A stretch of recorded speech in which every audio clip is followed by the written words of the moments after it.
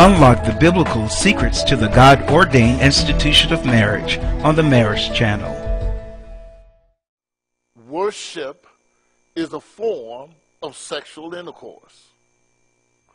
In the Hebrew, it is used, the word worship is, the connotation is as intercourse, something, someone or something going into something. Remember, Jesus requires or asks to come in and sup, fellowship, have communion, roll in like thunder under the cover.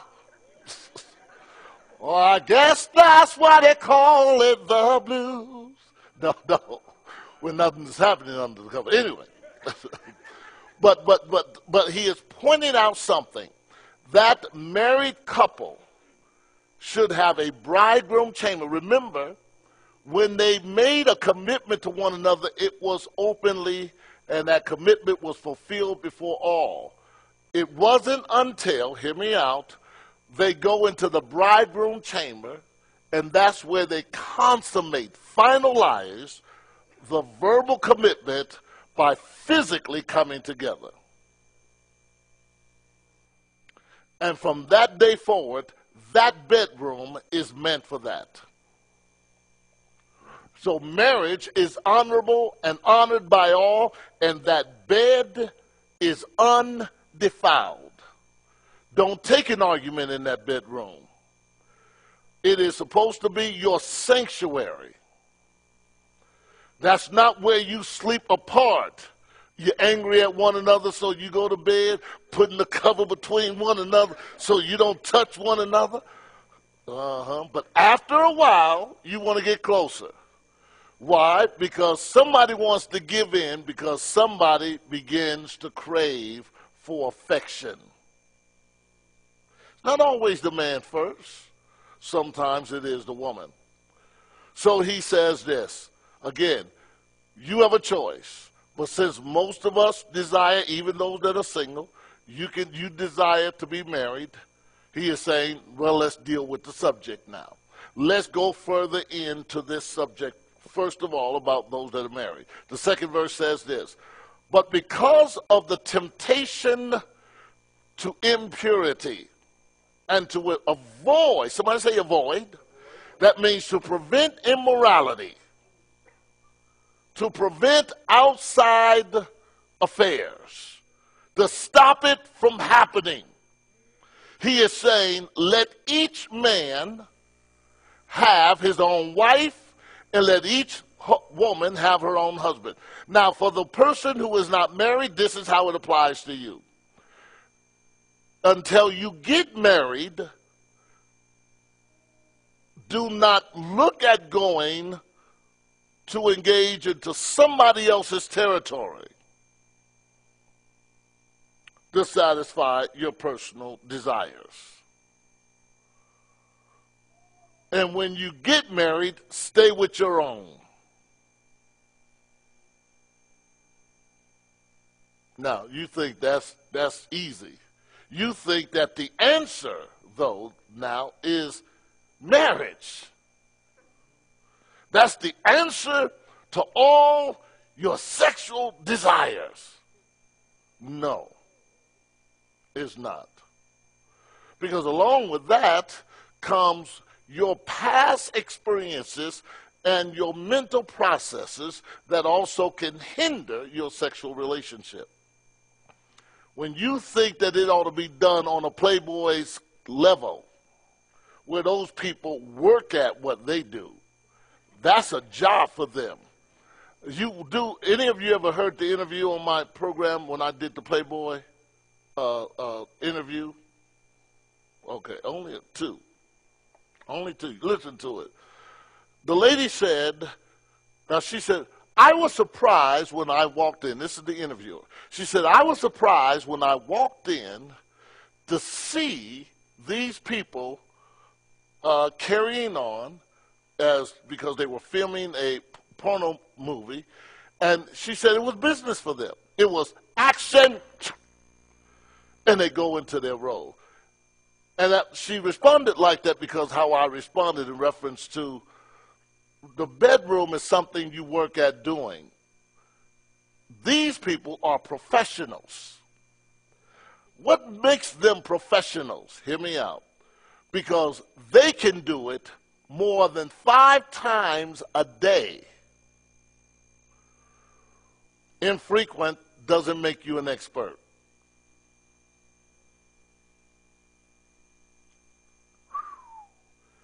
They know how to discuss what pleases them, when to inform their mate to hold off, they have all of those things because they have practiced for years and days, multiple times a day. So you can't judge that and think that your sex life is going to be like that. That's Hollywood. That's pornography. They're masters at what they do. You, on the other hand, you're an amateur. Oh, yeah. Seriously. You are an amateur. You work at it, but oftentimes after you get married, you don't talk about certain things. So you don't get better at it. You just get to the point where it's wham, bam, thank you, ma'am. It's like I said in the first one of the other jokes that I said. After marriage, you don't want foreplay. You just, hey, get it over with. We got to feed the children. You see, too many things women are inundated with that they allow to interfere with the bedroom relationship, not understanding that pollutes the whole marriage. Hear me out. Let's go on this. I need to hit this. He says, but because of the temptation to impurity and to avoid immorality, let each man have his own wife, and let each woman have her own husband. In other words, let each have reflects a Greek idiom which means let them have sexual relations. That's what it means. Let them have sexual relations. Jewish people saw married sexual intimacy as the best deterrent to sexual immorality. And Paul here agrees. Paul is saying this is right. Over in Proverbs, the 5th chapter, the 19th through the 20th verse, just if you don't want to turn there, just hear me read it. It says, a loving doe means a mature animal, female. Graceful deer, may her breasts satisfy you always. May you ever be captivated by her love. Why be captivated, my son, by an adulteress? Why embrace the bosom of another man's wife? For a man's ways are in full view of the Lord, and he examines all his path.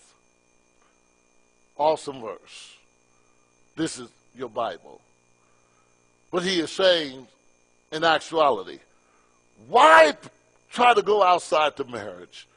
And the only reason why is because he doesn't or she doesn't feel that she can get the emotional intimacy connected with intercourse, or he can't get enough of it, period. So, this is what it says in the 3rd verse. Go back to the 1 Corinthians. Keep your thumb there. Always 1 Corinthians, 7th chapter. The husband should give to his wife her conjugal rights. Okay, what are the conjugal rights? What is a part of the agreement in marriage? Everything we say, certain vows, but what are the conjugal rights after you get married? And what is Paul talking about? Because it can't always deal with buying your clothes. Hello. Can't always deal with, you want to, be able to have your pantry full all the time. It's not that. The basic conjugal rights is the intercourse. That's plain and simple. Paul is addressing an issue that the Corinthians were saying, we're having a problem here. Now, the Corinthians, hear me out, they were a bunch of jacked up people anyway. They really were. But when they wrote this, they had some personal reasons for why they're writing. You ever had somebody ask you a question, and that question was only relating to how they felt about their spouse and what they think their spouse should be doing, and they're asking that question based on you responding to their spouse problem, not their own? Yeah. Oftentimes it's like that. So it says, the husband should give his wife her conjugal rights. A husband should lay with his wife whenever she wants it. He should show her kindness. He should appreciate her. He should romance her. And give her what is due to her. He should give her all of his emotions and expressions of his gratitude and love towards her. That way, a man should not say, you know I'm not emotional like that. Well, act like you're emotional. Are you listening? Because women are always, they can become a lot more intimate when the right words are said in the right context. Now, I can say I love you, and that means absolutely nothing.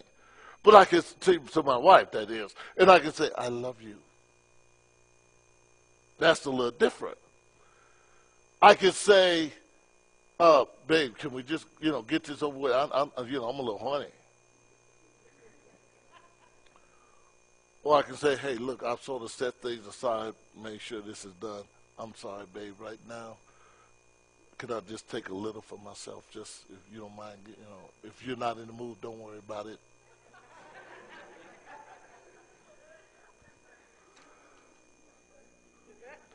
You don't always have to be in the mood because you're there to give that conjugal right to that spouse. Hello?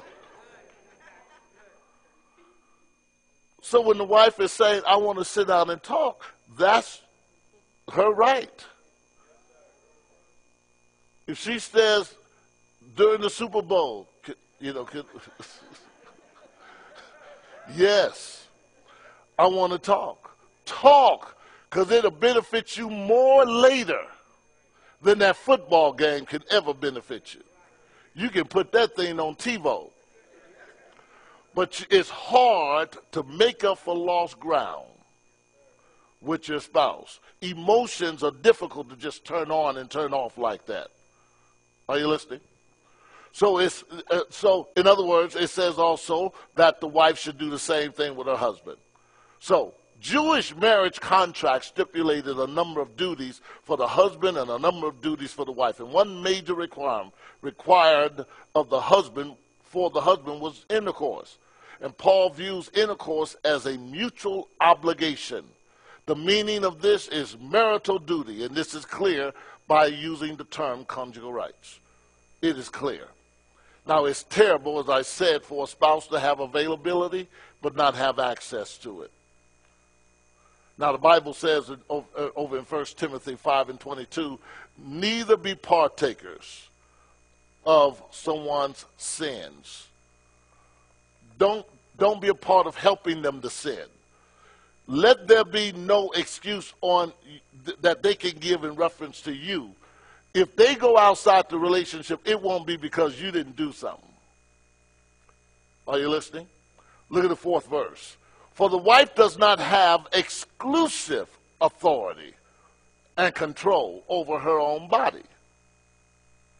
Not the one that's not married. I'm talking about the one that's married. You do not have exclusive control over your own body. This is a paradox. Here, the husband doesn't have exclusive rights over his body. You see, both she and he does not have complete power over their own body. Somebody helps them in the relationship and increases their percentage of having a wholesome bedroom relationship where they don't ever want to go out of it, because the individual understands that they have a right to satisfy their spouse under all circumstances.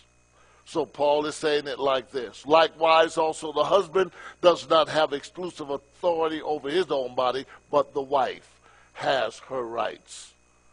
So the oneness of the body in which marriage places the husband and the wife explains this.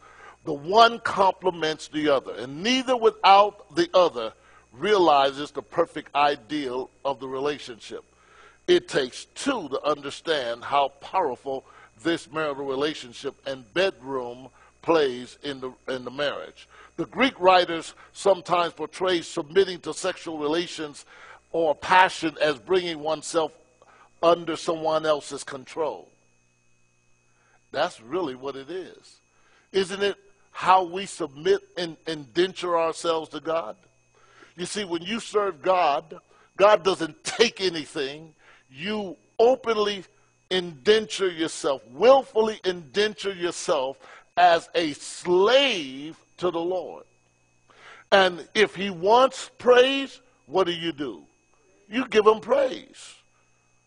If he wants worship, what do? You give him worship. Now, the Bible talks about in Psalms how we should praise him. You see, but here we don't find much in terms of how our relationship should be in the bedroom, other than there should never be inactivity. The thing is, it's honorable in all. Whatever you do to appease your spouse within the context now, remember, it pleases God. Remember, if you treat your children a certain way and it pleases God, if you treat your brothers a certain way and it pleases God, why can't it be the way you treat your spouse? It can please God.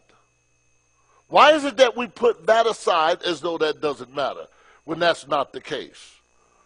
The husband helps diffuse the wife's desire to explore intimacy, emotional relations outside of the marriage. When he gives her everything emotionally, she will not go outside that relationship. Now, that doesn't mean everybody, because some have some real personal issues as far as addictions is concerned. But the majority of us as believers who submitted our lives to Christ, most of the problems that exist is right in that bedroom. There is a lack of it. Very little communication. And to do your little stuff every now and again as to, set the candles here. If that's once every 5 years or once every year, that person is only looking for that romance once a year like that. Right? But why can't certain things be almost every day? If a husband or a wife says they desire intercourse 2 to 3 times a week, your job is to accommodate that. If they say it's no problem, they can have it once a week or once every 2 weeks or once every month. But just because you may not want it doesn't mean that they have to agree to it. Your desires are not the same. Usually they don't match. They really don't, in truth. And some are only affected by their spouse by how they see them. They don't even have a clue to why they don't want to have sexual relations with their spouse. But they're happy about being married. They're happy about the presence of the man or the woman in the house.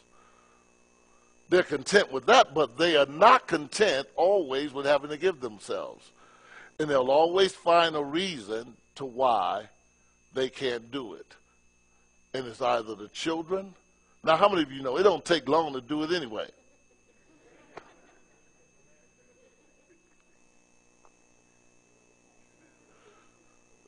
It takes longer. You can use 200 calories, literally, in one act of sex, lovemaking, that you can lose 200 on a treadmill for 15 to 20 minutes. Y'all funny. Y'all are funny. You're like, man, I need more workout, huh? That can help deter me from getting on a diet. Yes, it can. Look at the 5th verse. It says, do not refuse or decline.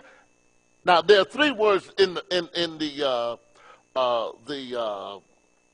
Amplified version that explains what can happen in the bedroom.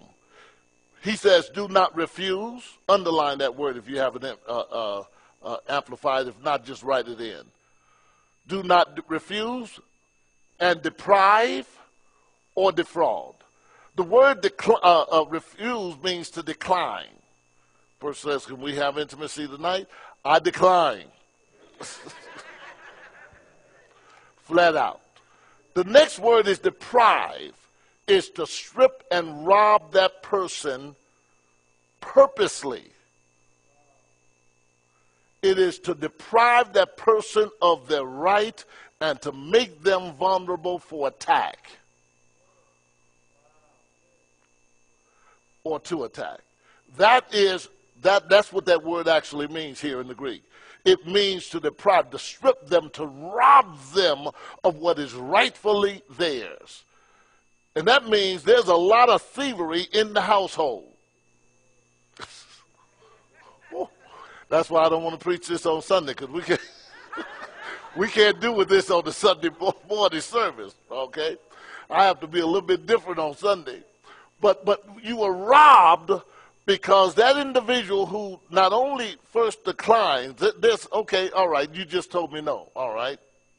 But when you purposely tend to strip me and rob me of my conjugal rights, then there exists a problem. The 3rd one was to defraud. That means to deceive or to have a scam. I got a headache.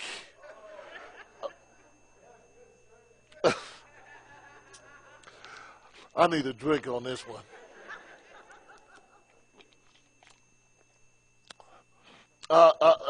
It's a scam that you're playing as to giving your spouse a reason so that he or she can somewhat subside, sit back, recline, and just wait for the right appropriate time, which can be days or weeks later. That's rough, isn't it? Because it's happened in all 3 cases. And you wonder why. Now, how many of you also know this?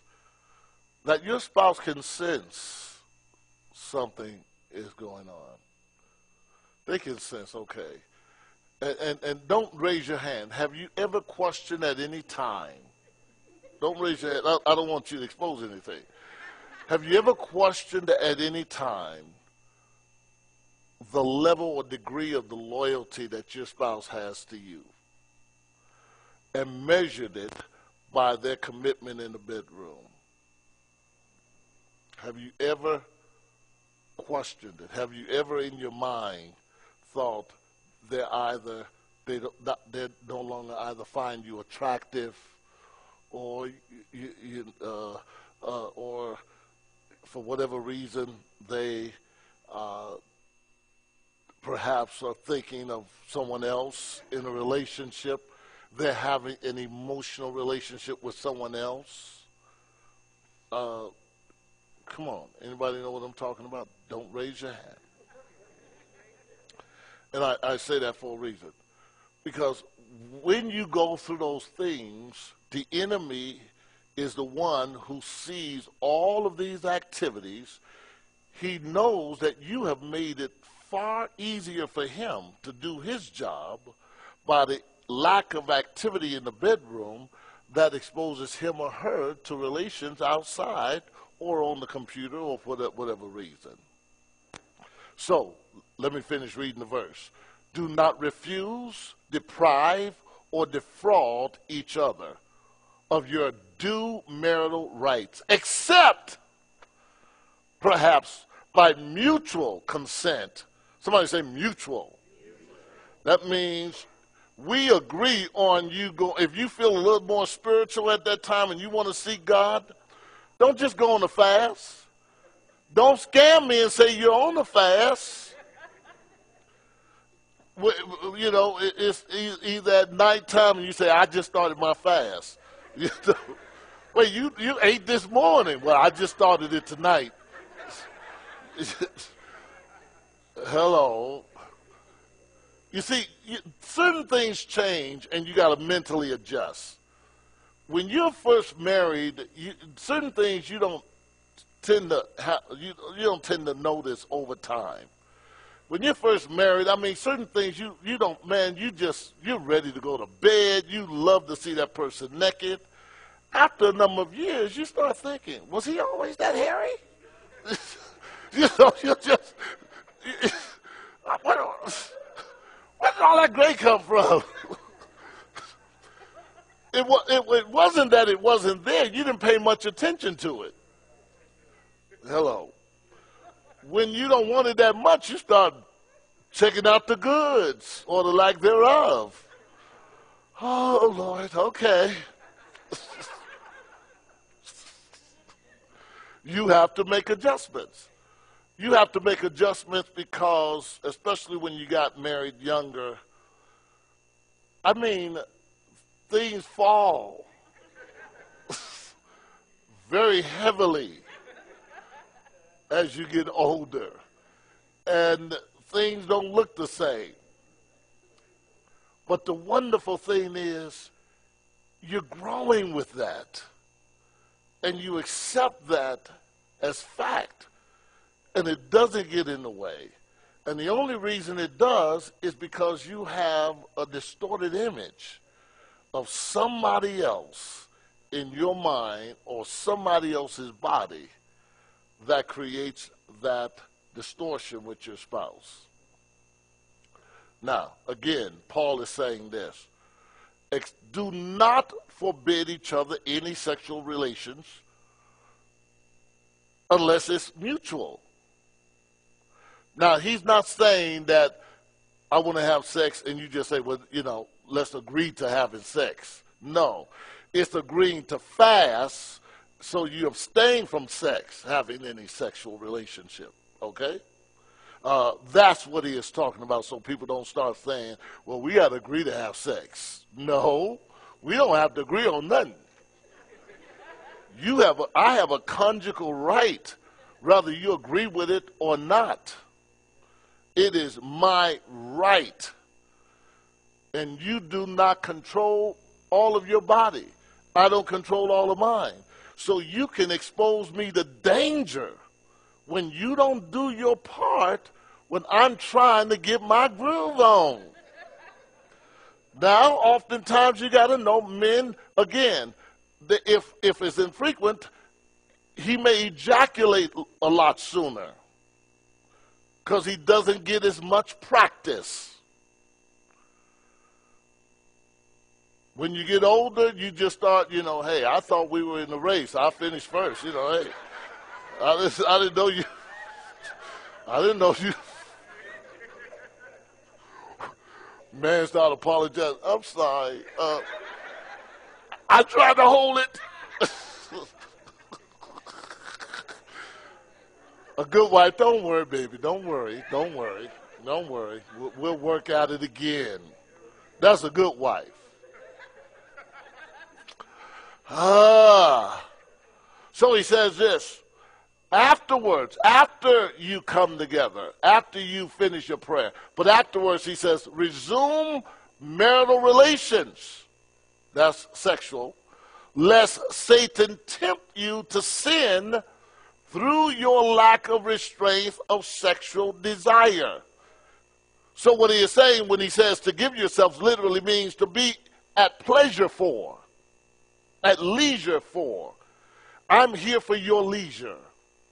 Because really, you're supposed to give your whole being to that person other than your spirit. That goes to God.